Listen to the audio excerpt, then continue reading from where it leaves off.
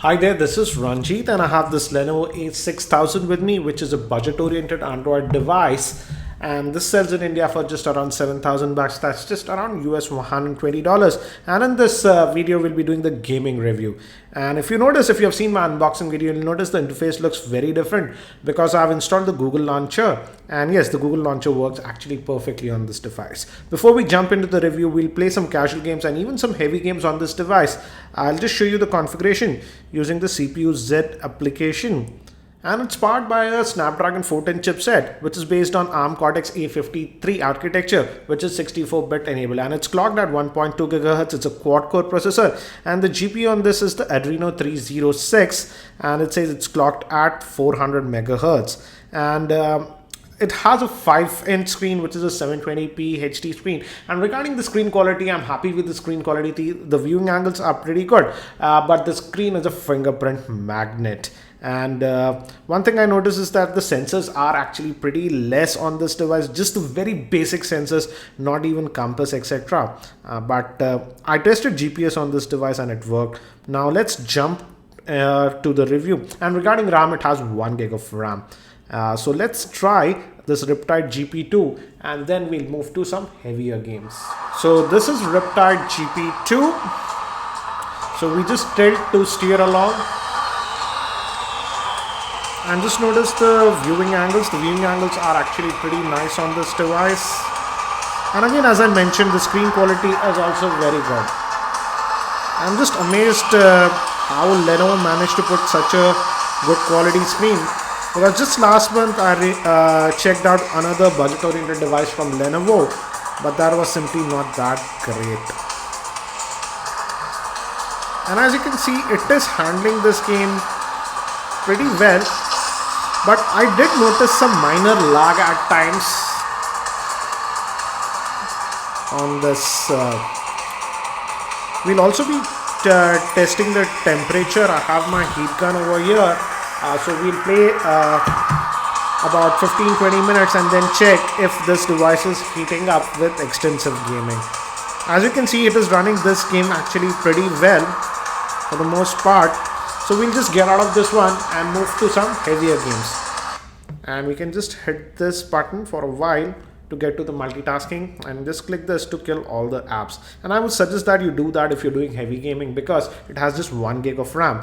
Now let's move to Dead Trigger 2. So this is Dead Trigger 2.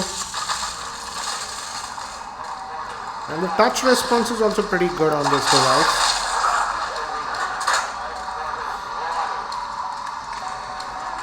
And the sound output also from the speakers is pretty good, as it has dual speakers at the back. I'll show you that a bit later. I'm in trouble! Notice some frame drops there. Glad to see you here. Great. But if you notice, the sound output is actually I've been very stuck good. here for ages. Okay. Shit! Watch out!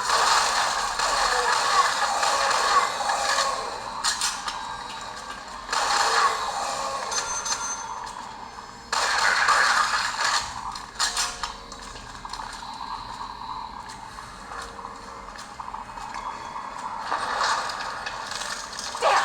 It's close! Hold on! No problem. You're ready for some trouble.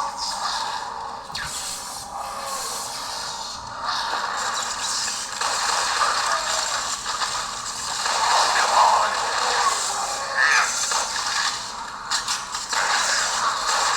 Now I don't notice the lag. It was there when the level started. A little bit of frame drops, but looks like now it's All right, let's go. working fine. But let's continue. So continuing. And again, when the level is loading, I'm noticing some frame drops. Shit! Watch out!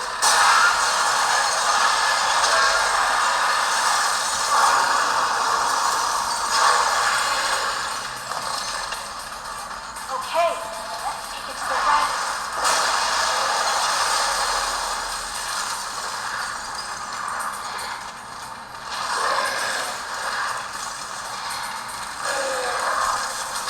Again, I noticed that drop frame. Okay, meet me on the So there is some drop frames that I'm noticing at times. It's not always, but yes, it is there.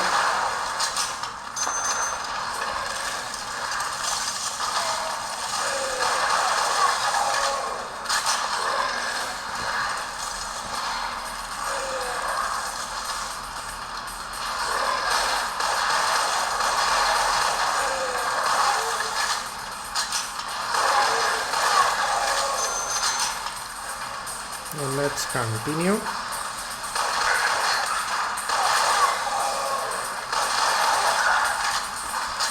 And here it's playing fine. So looks like there are some drop frames when there is loading of levels going on with Dead Trigger 2. Let's move to the next game now. So this is Asphalt 8, and another thing with this device is that many of the games can directly be installed directly to the SD card. You have an option, you can just set that, and for me many of the games are being directly installed to the SD card. I'll show you that. And for testing, as you can see, I have kept the graphics setting to medium level, that is default, and I'm using the on-screen control, steering control. So let's play a few levels on Asphalt 8 now. So we'll start with the Nevada level and we'll play one more level.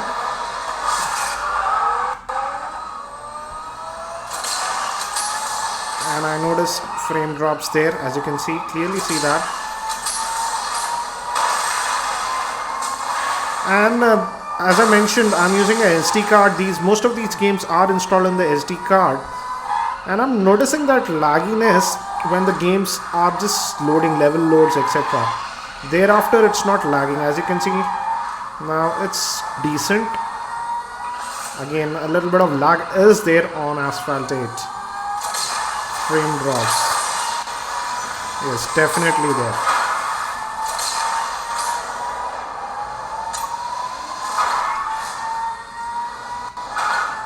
Again, that frame drop is there.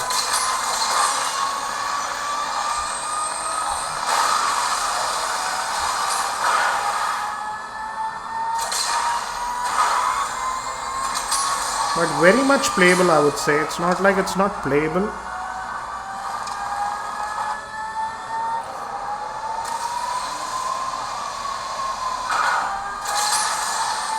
And I would say it's playing the game decently, but there are some frame drops at times. It's not like it's without dropping any frames.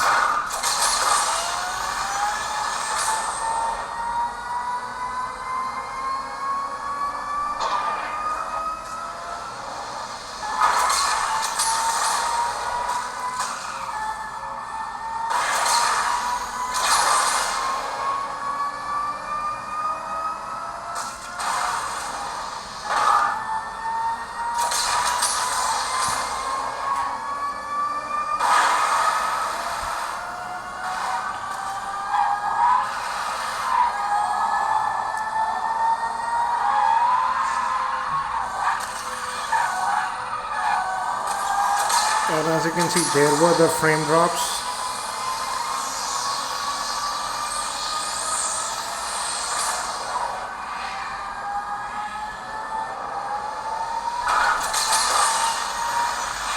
Again, we saw that frame drops. And let's check the temperature. It's slightly warmer now, and on the screen it's around 37 degrees Celsius. Let's look at the back. And yes, it's going up to about 41 degrees. It did touch 41, almost 41. Yeah, 41, as you can see. Let's play one more level and see how it fares. And we'll be playing the Tokyo level now for a couple of minutes. Then we'll move to Modern Combat 5, which is also a very heavy game.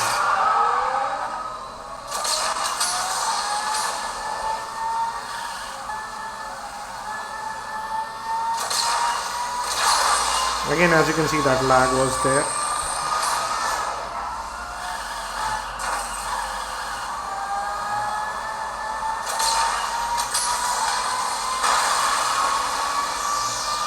But still I'm able to control the car. I would say decent, actually pretty decent performance considering the budget-oriented price of this device. This is not even a high-end device or a mid-range device, sort of entry-level Android device, budget-oriented device from Lenovo.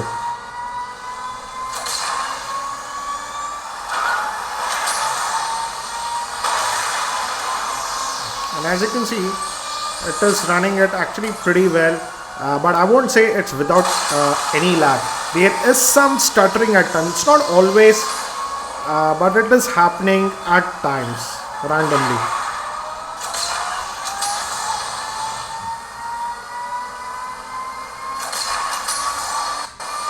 Again, you saw that lag.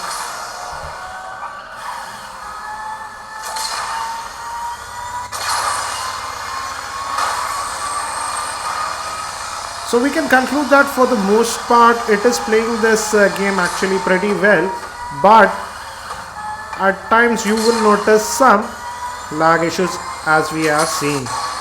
So let's just get out of this one, and again as you can see that lag there. So let's get out of this one and let's move to Modern Combat 5, and it's been slightly over 18 minutes since we started this gaming session. So let's check the temperatures. As you can see on screen, about 37 degrees, almost 38 I would say.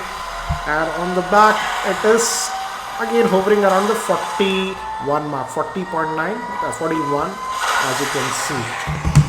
So it's getting a bit warm at the back, but not terribly hot I would say. Let's just kill this application also before we launch Modern Combat. And nothing is running now, and let's run Modern Combat 5 now. So this is Modern Combat 5 FPS game. This is a paid game and a very demanding game I would say.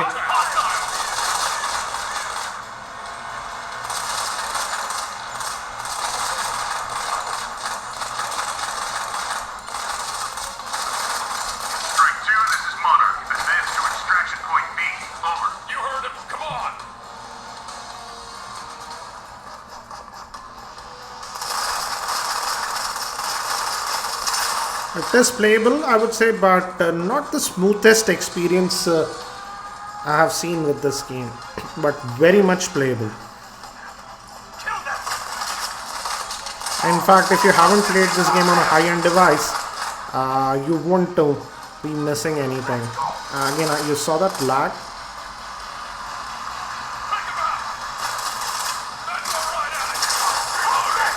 So far so good. There were some drop frames, but mostly playable. Let's see how it handles now. A lot of action.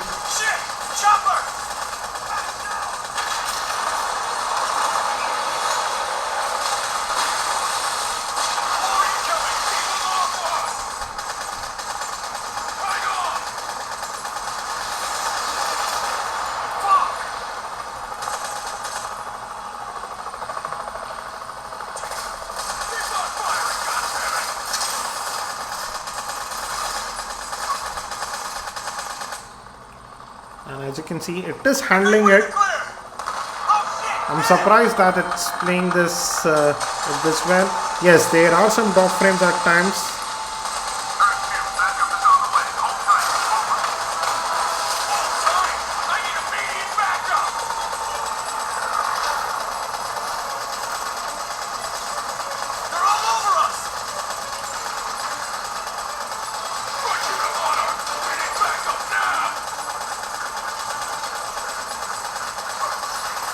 And it's been over 20 minutes since we were gaming with this device, and this level is also done.